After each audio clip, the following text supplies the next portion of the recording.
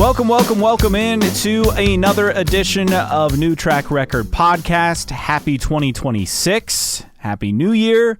Happy, about 50 days, I think, as of tomorrow or Sunday from the first race of the season in St. Pete, if I'm not mistaken. It'll be here before we know it, hopefully. I know yesterday, I believe, was 50 days from the track opening for practice, I think. So okay. We're closing in. Caleb Hatch, Justin Kinney with you from the WELT studios. Hope you enjoyed the Christmas, New Year's break. We certainly did. Very busy. I avoided the plague. I think you did as well. No, you did not. No, I did not. You did not. In fact, had a hell of a week you had a very, very eventful time off. And you're here and you're alive to talk about it. I am alive. I think we talked about it before about me getting kidney stones, and I got a hell of a one early last week before the new year and spent the day in the ER. And then last week, the norovirus, I was the last person in the house to get it. I thought I was going to avoid it, and I didn't. And from New Year's Day through the 3rd or 4th, I couldn't do anything. It's bad, isn't it? It's terrible. Better from that. Now, one of our kids, the oldest, has flu A, so hopefully I can avoid that. So, it's just typical winter in Indiana here. You're dodging weather, you're dodging sickness. We had, a day yesterday in the 50s, and then back to normal. So we are very much looking forward to the 2026 IndyCar season because that means warmth. Sunshine, and hopefully lack of sickness. And now we're just about 50 days away from getting the season started at St. Pete. So, in honor of 2026 and pretty basic idea that we have for this episode, since not a whole lot happened over the break, not that was surprising, but we're going to do our 2026 IndyCar wish list. This could be on track, off track, basically our top 5 things we want to see for 2026. So I will go first, and I've gone back and forth on exactly how to phrase this one, but I'm going to take a more wild swing here. I was going to say just a competitive title fight, but that's not what I want. I want to finally see a non-Penske or Ganassi win the title for the first time since 2012. All right. Wild. So that is number 3 on my list. Okay. And I have the exact words, not a runaway title winner. So different, I guess, from yours. Yes. But break down why this is so big on your wish list. Obviously, we know due to variety and all that, but we've talked about it. We felt that maybe a team here or there could make the run. Are you looking at a McLaren title? Are you looking at an Andretti title? Or you just don't care as long as it's somebody? I don't care. Let's just see some new blood. I mean, Alex Palous won 3 in a row. You had Will Power win in 2022. And then Palous first came in 21. Dixon won in 20. I mean, so on and so forth. We've had just kind of the same old thing for so long. And even in recent years, it feels... Well, it's been terrible. Different. I mean, 3 straight years of Alex Palou. I mean, if you're an Alex Palou fan, it's great. If you're not, or even just a fan of competitive balance at the top of the standings, it's been terrible. I mean, last year really being terrible. At least we had some semblance of a title chase in 23 and 24. But as you mentioned, for the last 5 years with Alex Palou winning the championship, Will Power thrown in there in 2022. Then you had Dixon and Newgarden. So to your point, you have to go back, in the last, let's say, 9 years, you've had 4 winners. And that, I guess, is maybe more my bigger point is it's not just that Penske and Ganassi are dominating. You go back to, 16 with Pagenaud? The last time it wasn't Correct. Dixon, Newgarden, Power, or Palou? Correct. That's insane, right?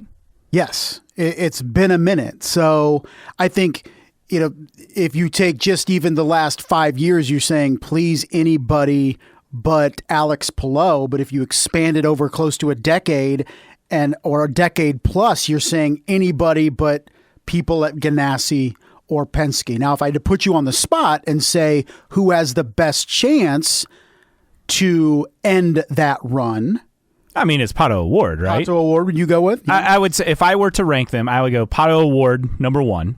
Okay. I would go Kirkwood 2. I would go Lundgaard 3. Really? And then I think after that, would you go Will Power 4? I would go Power 4. And here's why. New team, new engine, right? He's running Honda for the first time in this formula. I mean, yes, he ran Honda back, with his early days in Penske and with KV when he came over from Champ Car, but he hasn't run a Honda engine since 2011. And those were normally aspirated engines. Those were not turbocharged engines. So it's completely different in terms of, the drivability. And yes, he had his first test the other day at Phoenix. It was a part of a tire test where it was him and Newgarden, but on different teams, which is really funny to read, right. And kind of make that connection. But all things went well. It was cold, it was kind of rainy, but they figured it out, and they have the tire ready for Phoenix here in 2 months' time. Hard to believe, but yeah, I think there will be a 1-year adaptation period and just getting comfortable with all the changes, and I think he'll figure it out. I don't think he will be a title contender in year 1. I do think he wins a race. I know that's kind of. To me, that's the if he wins a race, I think it's a successful first season with Andretti. I really do.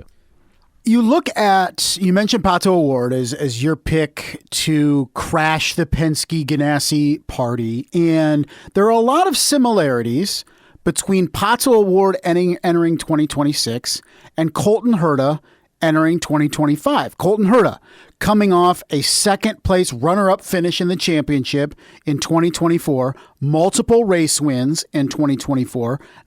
And you looked at Colton Herta as saying, okay, that was his best finish of his career. 2025, are we sitting here this time last year and saying, Colton Herta, he's going to break through. He's going to end that streak for Penske and Ganassi. He ends up finishing 7th in the championship, 0 wins, and now he's not even in the series, going to Formula One. I'm not saying the same thing is going to happen to Pato Award in terms of this time next year he's in Formula One, but I do believe we look at Pato Award and say he's in the similar position as Colton Herta.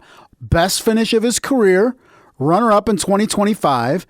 What's he do? Is he ready to break through and crash that party at the top? Or is he going to regress like we saw Colton Herta do in 2025? And who knows after that? So these guys came up together, right? Rookies together, battled for the Indy Lights Championship. And Herta, we felt, was so close to breaking through. And now he's out of the series. Not saying Pato Award is out of the series in 2027, but he finds himself in a similar position in terms of expectations that Colton Herta was in entering 2025. I would say, though, Award has had the same expectations for the last several years, though, of being a championship contender. I mean, he was 3rd in 21, 4th in 20, right? Is that right? 4th and 20, yeah. So he's had 4th. Well, but he wasn't technically a rookie, but that was his first full season. But I think this was the first year I felt that consistency-wise, he was there. I mean, almost any other season, he's competing for the championship, right? Alex Palou just had a stupid year. Yeah. So I think when we look at guys that can challenge for a championship, Pato Award has been on that short list, but he like last year, he finished second, 515 points, the most points he's ever scored in a season. I think that's important to note as well. So can he continue that? And then McLaren at large, right? I've talked about it before. When is McLaren going to break through a season championship, an Indianapolis 500 win? I think they're looking at Pato Award to achieve one, if not both of those in 2026. So I guess let's piggyback, since you mentioned yours was just a different title winner. Do you have your short list of who that would be beyond, Palou? Well, I think maybe for the first time in a while, it's not dominated by Penske drivers. I mean, Ganassi's in there, obviously. You have to throw, I think, Dixon in there. But you look at Penske and you say, is McLaughlin anybody? Would be the only one, guess, right? But he was supposed to be a championship contender last year and finished 10th in the standings. True. And had just a handful of podiums. not even a runner-up finish. So I think maybe the biggest question, and this is not a wish list thing, but the biggest question is Penske a 1 year anomaly, or is this the beginning of a trend? Is it going to be a longer rebuild for Penske than just one and done? And that's why I think maybe when I talk about runaway title winners, it opens up the door to other people. But at the same time, we saw what happened last year when a Ganassi driver is really hot and there are no Penske drivers to challenge him. He runs away with the championship. And that's kind of what I'm worried about in 2026. Whether you are a Penske fan or not, if Penske's not delivering, who in this grid can challenge Alex Palou and maybe even potentially Scott Dixon over the course of 17 races? And that is the ultimate question, right? I mean, if Joseph Newgarden is truly only a threat on ovals, as he's been the last few years, if Scott McLaughlin can't get that consistency and can't get back up to speed, I guess, on ovals like Indianapolis, where he struggled, then what's the fight, right? I mean, is it just within one team? Because that's how it's basically been for quite some time. That's a reason why we haven't had a non-Penske or Ganassi champion in going on 13 years. And if Penske's not going to compete, then who's challenging Ganassi? That's what we're looking for 2026. All right, so I'll get to my next one. I'll keep it on track. I want to see another first-time race winner. I mean, it was awesome last year with Christian Rasmussen at Milwaukee, putting on fresh tires, chasing down Alex Palou. I mean, that was incredible scenes, just awesome stuff. I want to see that again. And whether that is David Malukas at Penske, if it's Louis Foster and Mick Schumacher at Rahal Letterman Landing and Racing, Kevin Simpson at Ganassi. I mean, who else would you throw into the mix? Santino Ferrucci. Ferrucci has been on that list for a couple seasons. Marcus Armstrong as well. You could go down the list of names, but I mean, that's the long short list, if you will, of names, since I named basically everyone who we would put in contention. But I just want to see another first-time race winner because it's always fun to see. And when you look at the most likely, which is always, and maybe this is getting into season preview territory, but at least right now, who would you say would be your pick to get that the best option, your best chance to get win number one? I mean, is it Ferrucci? No, I would say Lucas? 1A would be Malukas, and 1B I'd go with Simpson, actually. Who would have thought we'd say that a year ago? Right? Kiffin Simpson. No. Right? But that, I mean, to me, it's Malukas, and then Simpson, and then I go Ferrucci. I feel like Ferrucci has had several chances. I mean, it's hard to win races, period, but he's had several chances, and we still don't have an update if their partnership with, Penske is going to continue. It's kind of weird we haven't heard. Yeah, I think so as well. So I just think that makes that harder. But yeah, I think we will see another first-time winner. It's just a matter of who is it in 26. We'll see. We definitely will see. All my other ones are off track. I think all my other ones are as well. On track. I only had one. Yeah, off track. Yep. All the rest of mine are off track as well. I bet some of these will coincide and be the same. So what's your next one? Chevy and Honda re-up. Hey, literally that's what I have in my phone. The exact same phrasing. I believe there is no more important piece of business for this series on or off track in 2026 than ensuring Chevy and Honda return. I could not care less about a third OEM or whatever, any talk about that. It's his paramount importance that Chevy and Honda return. And depending on the day, it sounds good. It sounds not so good. Who knows? I mean, latest sounds positive, but you don't know until it's official. So that is number one on my wish list, and should be for every single IndyCar fan out there, is your two engine partners, Chevrolet and Honda, make a recommitment to this series to stay for the foreseeable future. Absolutely. I mean, without both of them, and I think that's the key. To me, you need both. You have one, it really hurts the series in terms of marketing. It really hurts in terms of cachet, and I feel like if you can't attract a third now, you're never going to be able to attract a third when you don't even have two, right? I mean, that's the concern. Yeah. So, yes, that is the most important off-track story, without a doubt.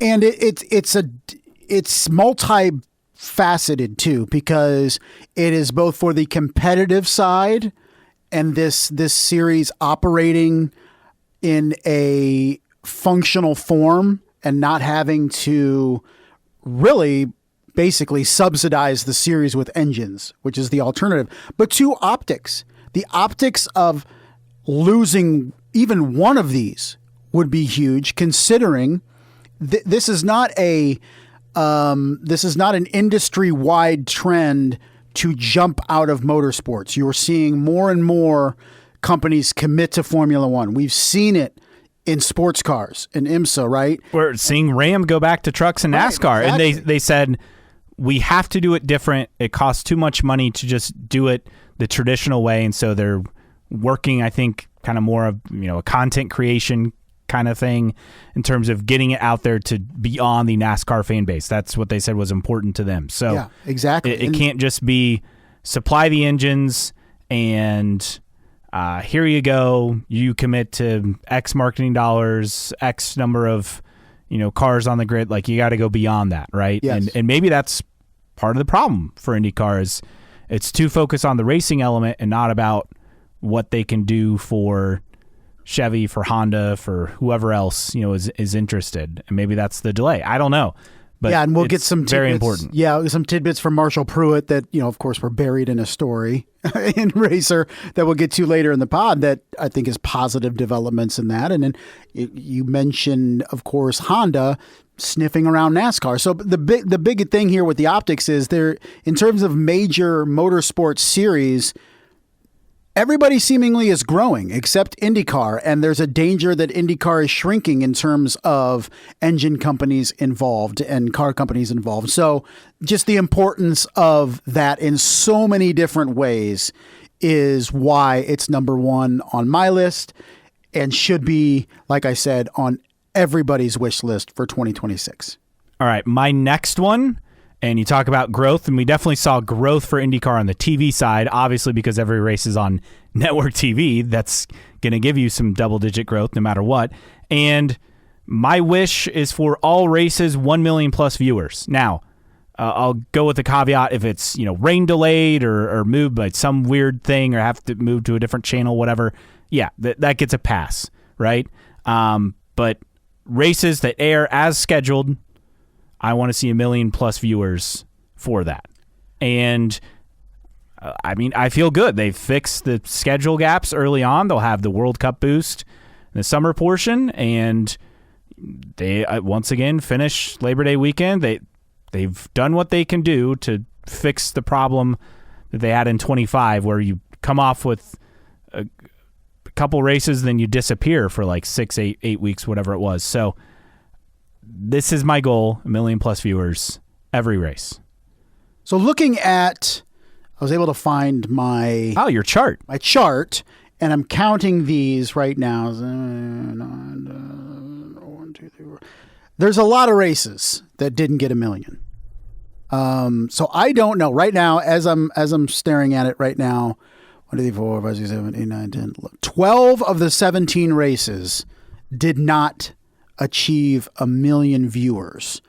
The closest that didn't get to 1 million was, and now this is including IndyCar the 500 qualifying, but if we're talking races only, Barber got 914,000. Mm-hmm. The lowest rated, which is still mind-boggling to me, was Long Beach, 552K. And that will be improved this year because I believe it's following a baseball game. Is that right? It?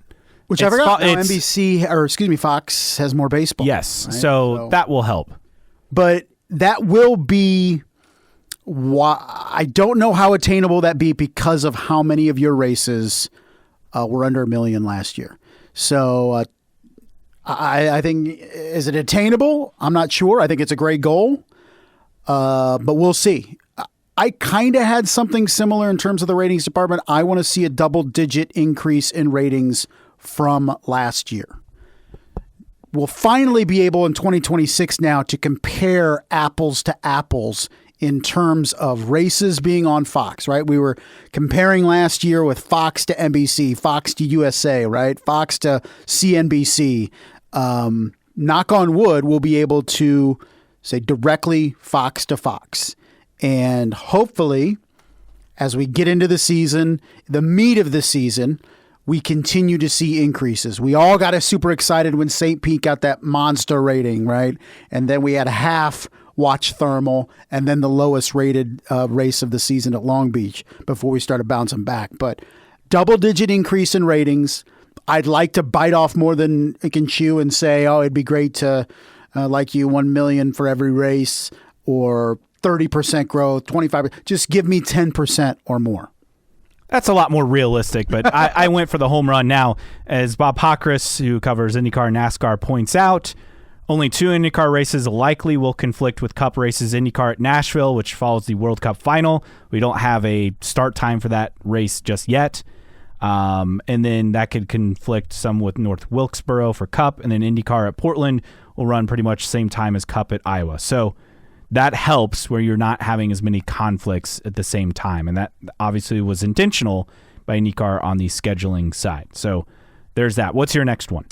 My next one is, which is number 4 for me, 2 new races named for 2027. Okay, this is very similar to one of mine. Okay. Or my last one. Mexico City? Yes, Mexico back on the schedule for 2027 being announced this year. That is my 5th one. Now I'm biting off a little more like you did for the ratings one, but I'm saying 2 new races, whether it's Denver, whether it's something else. I want to see 2 new races announced in 2027 for IndyCar this coming season. I think Mexico's long overdue. We've talked about that. But then whether it's Denver, whether it's somewhere else, I don't know. And I also want it to be without losing other races, right? Because it's nice to add races, but it's at the expense of losing other races. I know people have their opinions about Portland, but if Portland's off and Mexico City is on, that's a gain, yes, but you still have the same amount of races. And you lose a region of the country. Right? Yeah. So Denver would alleviate that a little bit, but not a lot. Somewhat, but not entirely. So I want to see real growth with the schedule. I don't want to see, hey, let's get excited about this race, but this race is going away.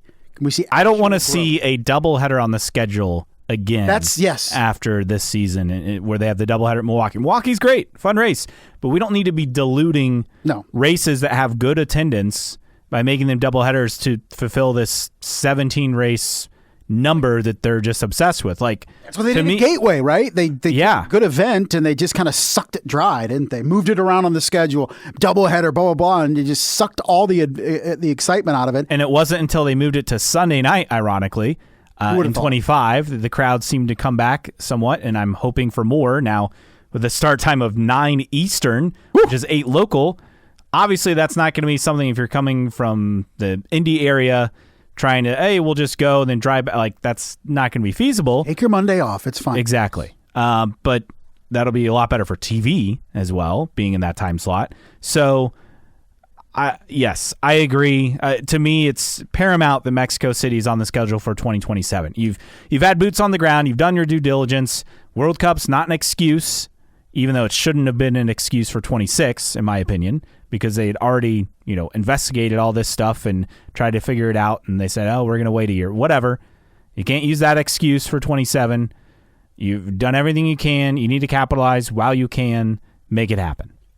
Yeah, I would agree. And almost part of... And I hope we're not saying this next year, too, or later this year when the schedule comes out, because then it'll just be a broken record of just get it done. I mean, what is IndyCar? The Indianapolis Colts management team? I mean, for real. Don't get Caleb started on the Colts. But I would almost, as part of my wish list with these new races, and Mexico City kind of being that jewel that is in my mind, but also a recommitment or a commitment to find a second race in Canada. The excitement that the series has tried to build around the move from Toronto to I'm not buying it. does not land with me or you.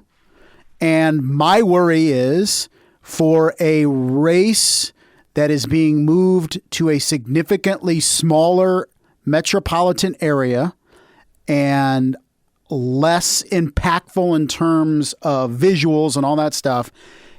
I just feel like that event is on borrowed time. And I'm concerned about, in the near future, IndyCar being without a race in Canada, which would be terrible.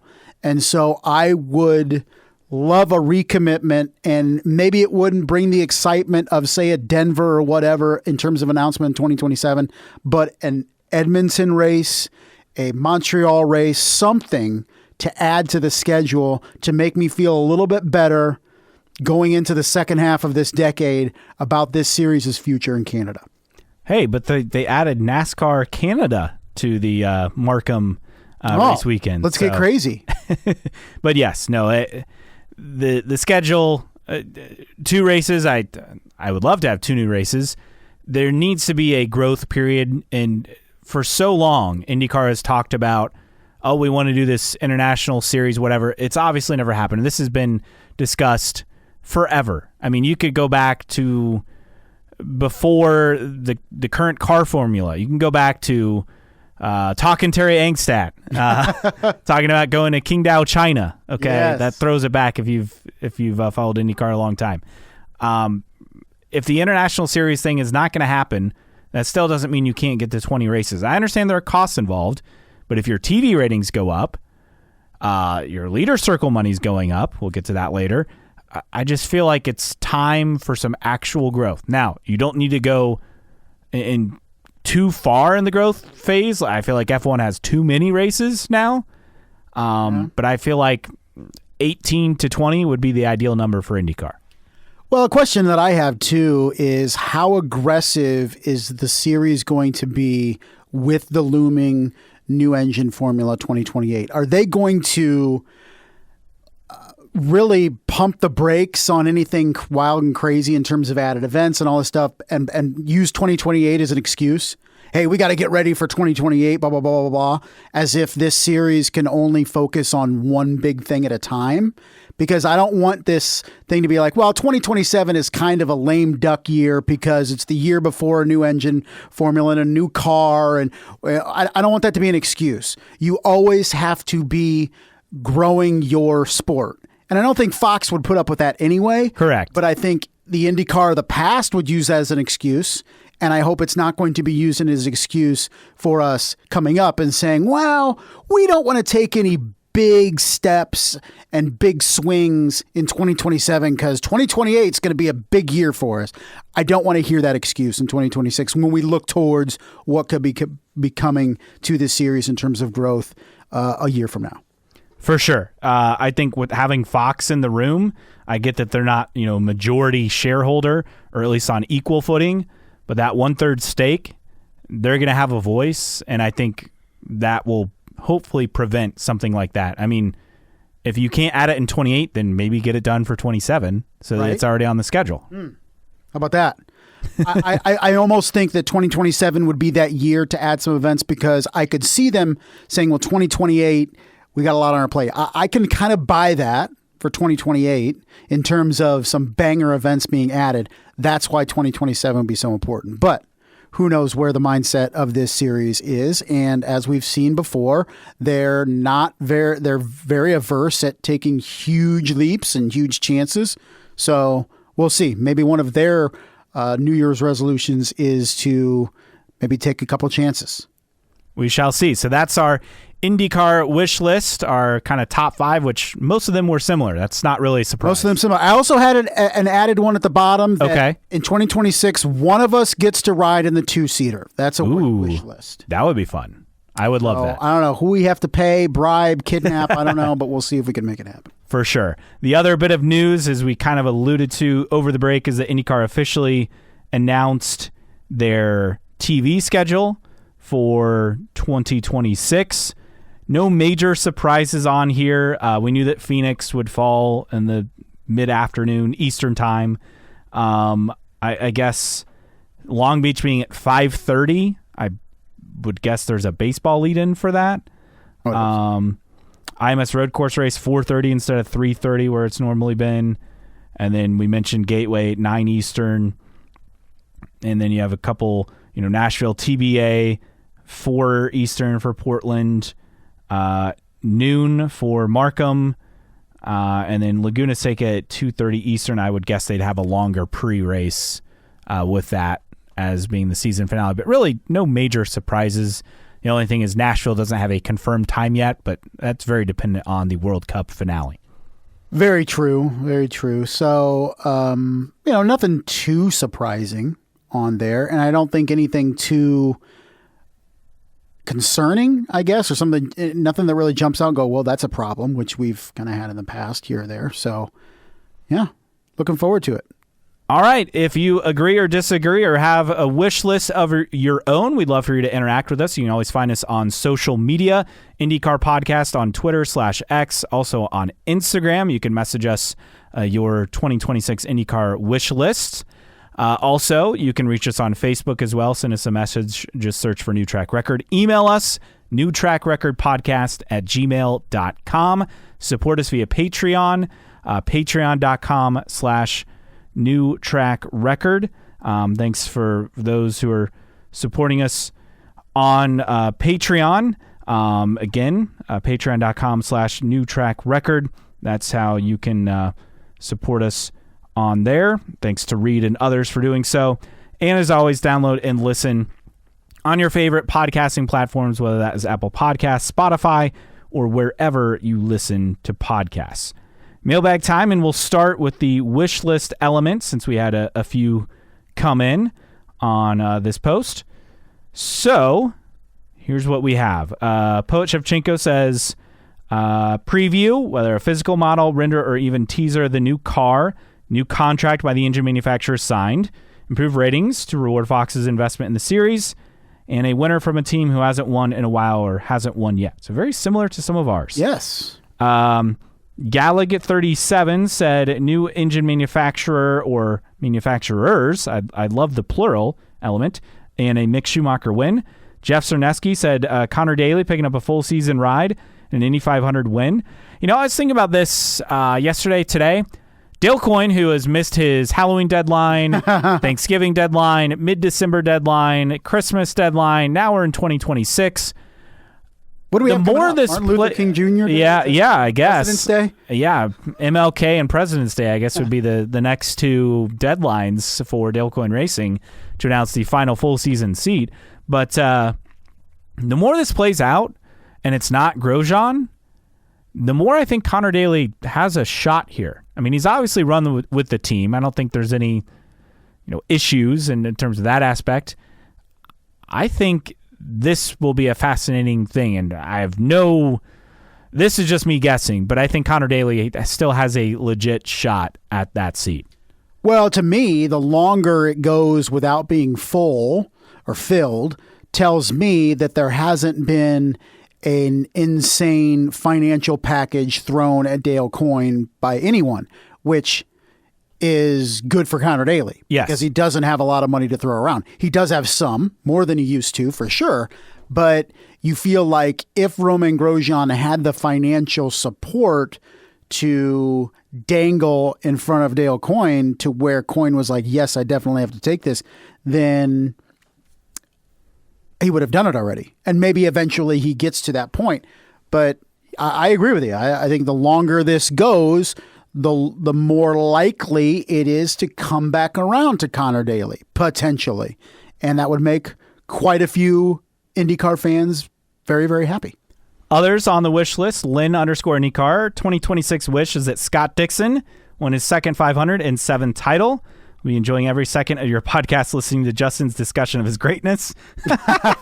Dixon still finished in top 5 in 25 when someone predicted he would not be a top 5 driver. Who would do that? I don't know. Who would do that? Elsewhere, Tyler Wong, 65, said Justin Newgarden Indy 500 win again, and races averaging over 2 million viewers. Now, Tyler, what are you smoking over there? Now, I mean, that'd be amazing. With the World Cup and the Indy 500, say they get 3 million viewers somehow, or 2 million viewers for the World Cup and say the 500 closes in on 10 million. Is that a possibility? I mean, I'm bad at math, but who knows? With IndyCar, I've learned to hope for the best, expect the worst. I mentally, I can't get there. It would be amazing.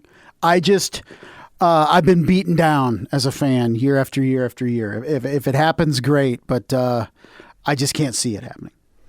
And then finally, the last one, and I very much agree with this as well. Tommy the Trito once said, in no particular order, at least 35 cars for the Indy 500. New contract for Chevy and Honda. A race in Mexico finally announced. Ratings continue to climb. Another Indy 500 sellout. I'd hope that we could see 35 cars for Indy. We'll get to potential entry in news and notes on that. I feel like we can achieve all these things on his list. I feel like it's possible. Those are attainable goals, yes. I don't think anyone's asking for just absurdity. I mean, even the 2 million one, yeah, that's probably outside the range, but they fixed the schedule. This will be year 2 with Fox, so there's more awareness of where IndyCar went. And Fox is a full-on player for the whole year. I mean, I think that helps too. Remember, that was announced like halfway through the season. True, and beginning this weekend, which I'm sure we'll talk about here in a little bit, the first IndyCar commercials coming this weekend with the NFL playoffs getting started and games on Fox. So we shall see. That's a look at the mailbag. Thanks for your contributions on that, and we'll shift to news and notes. And what do you want to start with? You want to start with the Fox ads? Sure.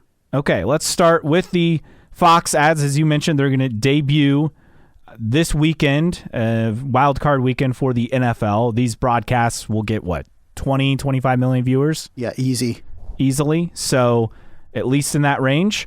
So the first one will drop this weekend. First of 4 ads, which is one more than last year. Marshall Pruitt with the details on Racer.com. This first ad will be during the game between the Charlotte Panthers and LA Rams. Starts at 4:30 Eastern. Carolina Panthers. Does it say Charlotte Panthers? Yeah, it does say Charlotte Panthers. I did read it as is. Yeah, that's incorrect. Carolina Panthers. And then there'll be another of this first ad on Sunday. So Saturday and then Sunday, Eagles, Niners, which that should surpass 30 million viewers, right? Very well could. I mean, it's one of the biggest games of the weekend. Now, are we to expect driver-specific commercials again? Is that yes. What that is telling us? Okay. Yes. So Alex Palou, Joseph Newgarden, Pato Ward will be back, and then Will Power, the 4th member of the promo group. So I think that's solid. You'll have ads drop during the divisional round of the NFL playoffs and the conference championship. The Super Bowl is not on Fox, so you won't have that Super Bowl tie-in, which I think really helped IndyCar in terms of getting St. Pete off to a big start. So that won't be a factor, but either way, 4 drivers, 4 names. Very excited to see what happens with these ads. And this will be released on IndyCar's social channels prior to the NFL game on Saturday. So look for that. I don't know. I'd say as we're recording this Friday afternoon, I would say look for it by Saturday lunchtime before the game. Definitely before the game kicks off. Yes, absolutely. So looking forward to what the brilliant marketing minds have come up with to try and entice folks to tune into IndyCar. All right, let's get into the weeds with a lot of stuff. Marshall Pruitt's been churning out a lot of content. Now, you had sent me this, and I thought, well, didn't we already hear this? And, well, the answer was yes. It's just a confirmation. But the Leaders Circle has added $11 million to the total for 2026. Now, this story first came out as far as a plan, I think late September of last year. And so now the contracts during the next 3 seasons for the 22 spots worth $1.645 million, which is $500,000 more to each recipient. All-time high since the Leaders Circle was introduced in 2002. Obviously, I'm sure the Fox money helped with this, and they also saying that with the costs going up for the new car, which they expect to be around $1 million per car, to help along with that. But obviously, good to see. And it makes these spots, I mean, they're so highly coveted, and the more they go up, the more teams can kind of pick and choose their drivers. I think teams are learning you can't just hire someone who brings a bunch of money, because if you're not going to get that leader circle money where you kind of put that in the budget in the line item and you're not getting it, that's a huge loss. And now as it goes up, it's an even bigger loss. No, what's interesting is coming out of 2024 for the 2025 season, the leader circle payouts were increased to $1.2 million. That was a $100,000 raise from 2024. And we thought that was great, which it was. And now we're seeing a $500K bump per leader circle position. So a significant jump from 2025. I wonder, is this, and it's kind of mentioned in Marshall Pruitt's article, is this preparation for the added payments and money they're going to have to put out for the new cars? Is it just naturally coming in with more revenue coming into IndyCar? They can pass more of that revenue on to the teams? I like to think it's the latter. I hope that this isn't something that's going to plateau once 2028 comes and says, okay, well, we gave you all that incentive here the last couple of years to get you ready for 2028. We don't want to hear you complain at the raised cost. Hopefully this is because the series as a whole is gaining value and is gaining capital that they're then able to pass along to the teams. Let's hope. I mean, that has to be the hope. Let's hope, right? I think there's a certain amount of it is. I don't know. I mean, it's better than it going the other way or even remaining stagnant. And this is a significant boost to that. I mean, you finish in the leader circle coming up in 2026, it's $500,000 more per entry than what you had last year. It's huge.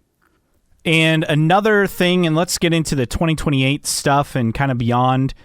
This is separate item, but Marshall Pruitt had this nugget in a story about the biggest move for IndyCar in 2025, really being Fox Sports coming on board, obviously. But Marshall has this. It said there was a pre-Christmas team owners meeting where Penske Entertainment outlined plans to offer charter memberships to Chevy and Honda. So they wouldn't get a percentage of Penske Entertainment that they'd purchase, but inventive approach for equity for manufacturers to invest in the series, back in payout to recoup some of the financial outlay. So if they want to get out, I guess they would sell the charter. Is that how it would work? I was work? hoping that you would be able to explain this to me like I'm 5 years old. I don't understand it. Because I'm not and it sounds like it's been receptive for both the OEMs and the team owners. I just need somebody to explain it to me like I'm a dullard, because in a lot of ways I am. So they're not working on year-to-year contracts. They're locked in. Correct. But they own, I would hope they're getting some sort of monetary payment.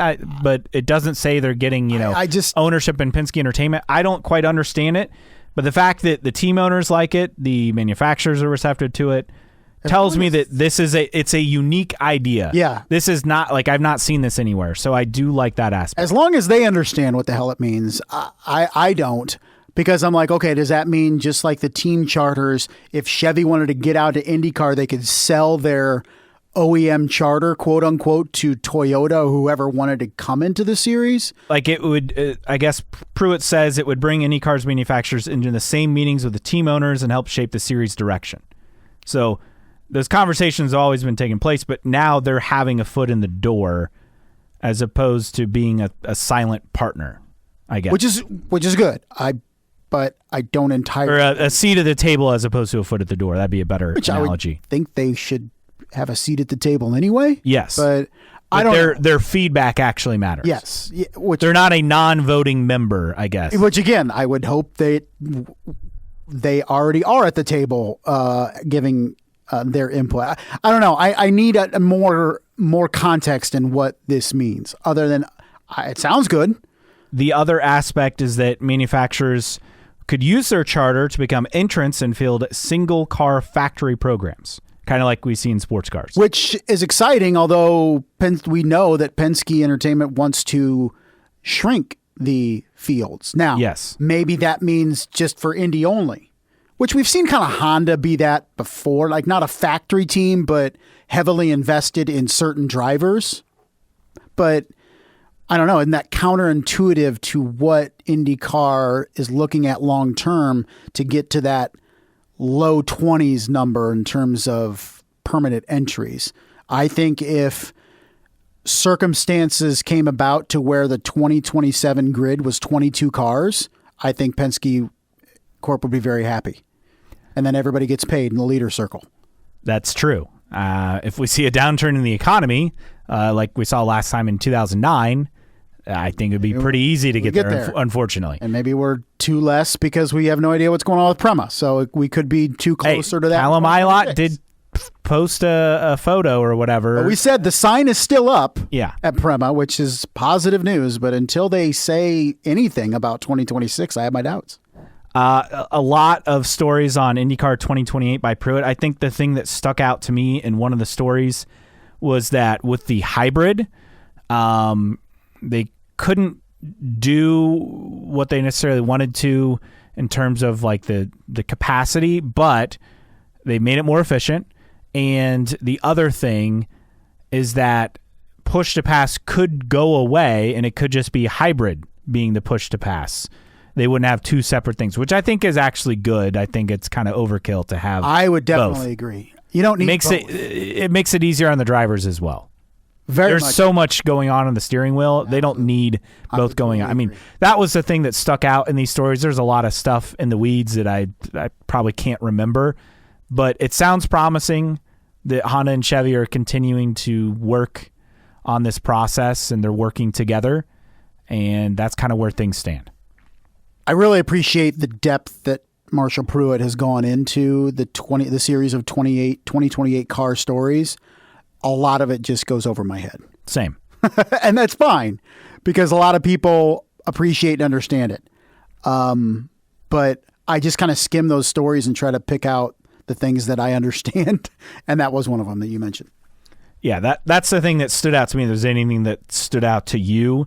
I mean, they don't even have like the engine deal, like in terms of the displacement or whatever. That's not set either.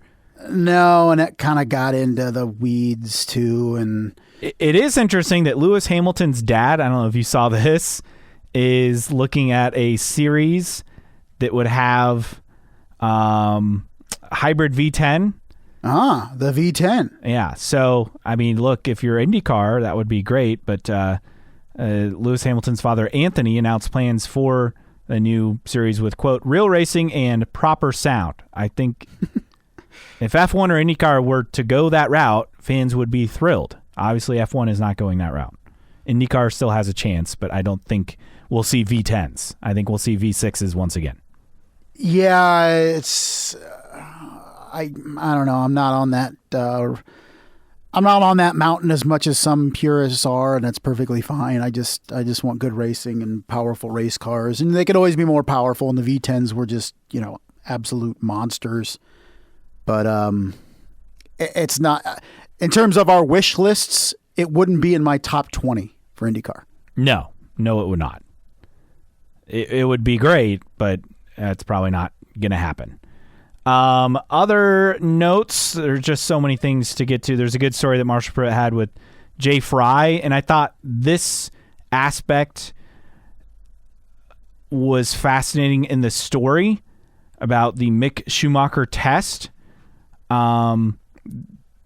So the phrasing here is Dirk Muller, who is a former driver for the team, and IMSA, who looks after Mick Schumacher.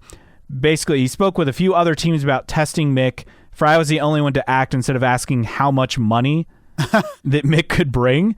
Wow. So Fry did the opposite by employing his mantra and found the budget to fund the test within a week. And Pruitt goes on to say, this is on Racer.com, showed the Schumachers that RL was serious about establishing a relationship, which went from strength to strength as a mid-October test was arranged by Fry at the IMS road course. I think that really stood out to me in that story. It was a great behind-the-scenes look at Jay Fry, which when he was within IndyCar, we we didn't get much behind the scenes of how Jay Fry operated because he was, at a corporate level. But I think we're seeing another side of Jay Fry that we weren't able to see before. And it's really cool. And it was a great hire to begin with. I think it was a long-term investment. And these are the things of why you brought Jay Fry in. It wasn't going to affect 2025 as much as 2026 and beyond. And the Mick Schumacher hiring, first the testing and now the hiring, is a perfect example of why you brought in Jay Fry. For sure. All right, let's get to driver news. Scott McLaughlin will be in the Rolex 24 with DXDT Racing. Joins a long list of IndyCar drivers. Jacob Abel is switching from IndyCar to IMSA for 2026. He'll be in the endurance race lineup with Era Motorsports LMP2 team as well. You look at the IMSA side in terms of IndyCar at the Rolex 24. I mean, it's a long list of drivers. You have Kyle Kirkwood, Will Power, Marcus Ericsson. Then you go on to Colton Herta, who is, I found this nugget interesting. Pruitt says that there's a fourth member in the Andretti Global team in the field with Colton Herta, Cadillac Wayne Taylor Racing GTP. Also, he's tipped to make a return for the Indianapolis 500. So, again, it's always the little details that stick out in these stories. What? Christian Rasmussen back in LMP2 with AO Racing. Nolan Siegel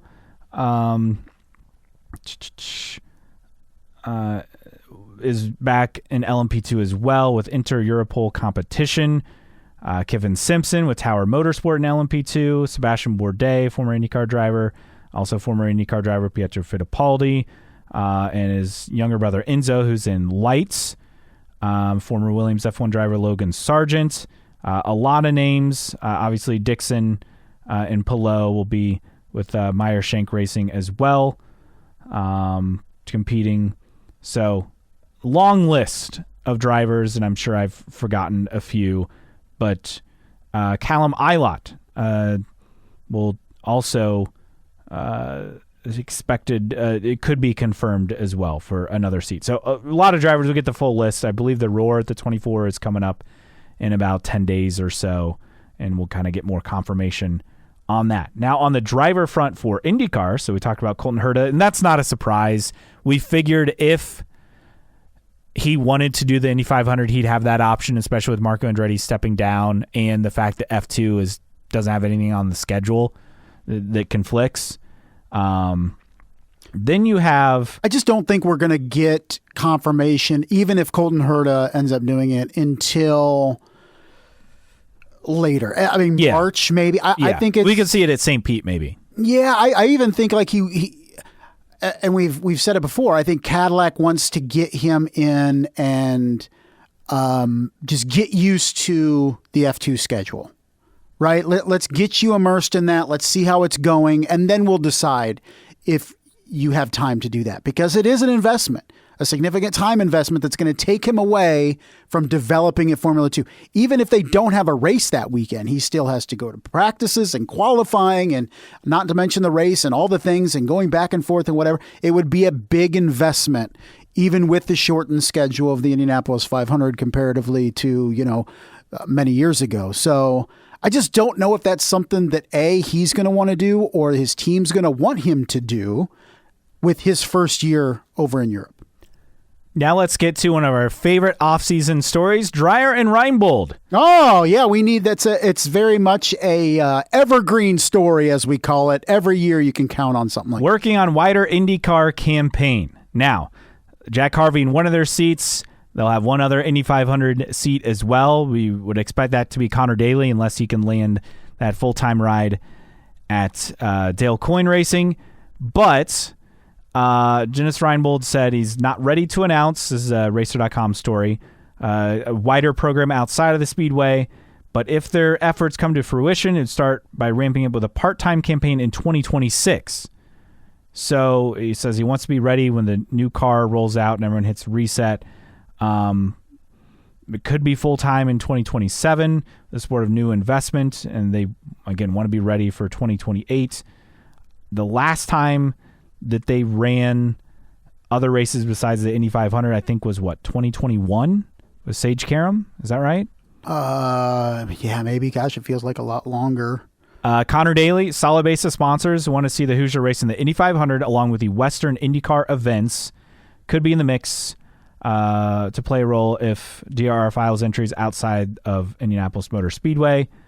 So that's interesting. That has to do with his sponsor. That would be 76, right? Correct. So they want to see Portland and Long Beach and Laguna Seca along with the Indy 500. So that could be in play. So we at least see more in this story than what we've seen previously, where there's specific things tied in, talking about Daly and those sponsors. But this is kind of where we're at. I don't know. Prima's not confirmed anything. Obviously, this matters if they run an extra entry because of the grid being locked in at 27 cars? That's my whole thing with this story, of which we've seen it seemingly every year since, beginning of time. And all indications are IndyCar would like to have smaller grids, yet this story and stories like this are counterintuitive to that. So I don't know. Not saying that Ryan Reinbold is not efforting this, but it almost just goes against what IndyCar wants. It's a huge risk. Now, Pruitt did you're not say get any leader circle money. Yeah, Pruitt did say with Prima in this story, multiple sources tell Racer the team has a new round of investment and expects to field its 2-car program. I mean, I believe they'll show up until we're told otherwise. I'm kind of the opposite. I don't think they show up unless told otherwise. I mean, the fact that there's just no mention whatsoever, I'm not even saying an official announcement. Hey, we're back 2026. Like, give me a shot of the garage with the cockpit all torn apart and saying, seat fitting, blah, blah, blah, or prepping, ... Just give us something. There is just nothing that has come out of Prima since the end of the season. Zip. And then the other story in terms of drivers, Marshall Pruitt, Racer.com, Catherine Legg working on an Indy 500 and Phoenix double. Remember, she ran a lot of races in NASCAR, and Phoenix be with Xfinity, Cup, and IndyCar on the same weekend. So she's working on coming back for that. Obviously, Dale Coyne Racing would probably be the opportunity here in terms of running an extra Indy 500 car. But that's kind of where we're at. It's saying, I want to make it work. And she was close last year. Didn't work out, which I think made IndyCar look really silly. Right. For not figuring it out. Double, including the 500? I thought it was like the Phoenix double. So the Phoenix double and the Indy 500. Okay. Yeah. That's the way I understand it. So she would do the IndyCar race and either Cup or Xfinity in Phoenix, and then the Indy 500 as well. Yeah. I mean, losing ELF from 2024, which had superb activation on site. It was award-winning. Yes. Yeah. Like activation on site and through marketing efforts and stuff, like to not have them as part of the 2025 Indianapolis 500 after the impact they made in 2024 and reaching a different segment of the fan base was huge. And to not have them, I thought, was a significant loss in 2025. I should have added to my wish list actual bumping, and that means 2+ cars bumped because it drives me nuts when you just see one car go home. I agree. Couple of sponsor announcements for Aero McLaren, Republic Airways, based in Indianapolis, official air carrier for 2026. Also, Adam Stern reported that Deloitte is adding IndyCar sponsorship to its pre-existing deal with McLaren F1. You may recognize Deloitte because they've been on Takuma Sato's car for the last handful of years, I think when he ran with Ganassi. But they're shifting to IndyCar for McLaren as well. Have we secured an official airway? No. For 2026? No, we're still efforting. Okay. No, still efforting. Still looking. Contact us if you're out there. Delta. Whatever. American, United. Yeah. I mean, shoot, Southwest, Allegiant, right? Comes right out of Fort Wayne. Yeah. Right? We have room for an official airway of the podcast. Absolutely. And speaking of McLaren, so they're now in the old Andretti shop, and Andretti's moved in to their new shop, which is the old Pulliam Press building, which printed the Indianapolis Star for many, many years. They have moved into their new shops as the calendar has changed over. Speaking of McLaren as well, Tony Kanaan, in an interview with motorsport.com, said Nolan Siegel, quote, needs to finish in the top 10 in the championship, and if not, I don't think I can keep him. I felt like at first I was like, here. And then second, I just started thinking, I'm like, man, top 10? I mean, I would say top 12. Top 15 even. Yeah, even top 15. I mean, the kid finished 22nd last year. Just see some notice. I mean, see kind of a trajectory like we saw with Kiffin Simpson year to year. I mean, for sure. You could just see some sort of consistency. I mean, top 15, I think I run it back with Nolan Siegel for 2027. So maybe it's, hey, you give him a big goal, but then settle for maybe not exactly reaching that, but somewhat. I don't know. Nolan Siegel has to be better. I just don't know if he has to be that much better to keep his seat. I would agree, but also, I mean, he's got, what, a season and a half in IndyCar now? Right. I mean, season and a half with McLaren in the second half of 2024, right? That's true. So I get it. Effectively, year 3 with McLaren, TK wants to see some results. And hey, he's the team principal. He can set whatever goals he wants for his drivers. But I do think, at the very least, this shows the continued for McLaren, I want to say the continued strides towards really expecting eliteness from its team. And I think that goes back to the season that the team had in Formula One. Is, look, we're in Formula One to win championships, and we've proven we can win championships now again. And we're in IndyCar to win championships, and we haven't yet proved that yet. We'll see if they can prove it in 26. We keep waiting, right? It's been several years. Several racer mailbags that went through. I think really the only key thing over the break. Lola interested in making the next Lights chassis, which I think is interesting. I would very much welcome that. I would be shocked that Penske would go anywhere other than Dallara. Correct. And then the other thing, Honda vocal in wanting an independent officiating group, which they've established. In fact, Pruitt had an article talking about the future and what they want to do. They have a new truck for the officiating. They want to do laser measurement for the new car, so they're working on that as well. So they're making the steps that they need to for 2028. Another box checked in regards to Honda's demands. Yes, that's. I mean, yeah, you're right.